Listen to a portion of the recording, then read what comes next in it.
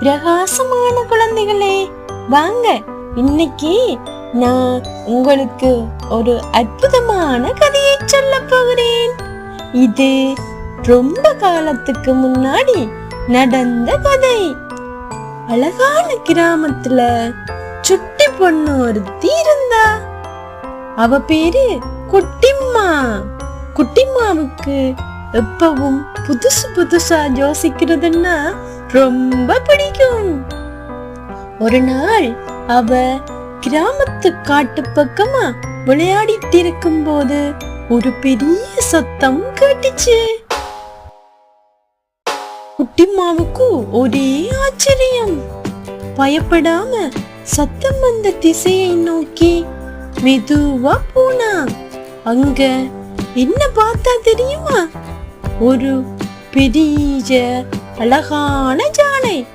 ஆனா அது சும்மா யானை இல்ல, அதுக்கு 2 பெரிய சிறகுகள் இருந்துச்சு. ஆமாம், பறக்கும் யானை. குட்டிம்மாவுக்கு ஒரே வியப்பு. அந்த யானைக்கும் குட்டிம்மாவை பார்த்ததும் சந்தோஷமா இருந்துச்சு.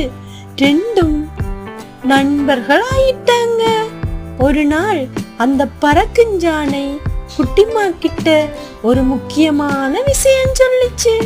தூரத்துல இருக்கிற ஒரு நாட்டுக்கு ஒரு விசேஷமான செய்தியை கொண்டு போகணுமோ, அதுக்கு குட்டிம்மா உதவி செய்யணும்னு கேட்டுச்சு. குட்டிம்மா உடனே சரின்னு சொல்லிட்டாங்க. அப்புறம் என்ன, 2 பேரும் வானத்துல பறந்து போனாங்க. மேகங்களுக்கு மேல பறவைகள் கூட சேர்ந்து அவங்க பயணம் செஞ்சாங்க.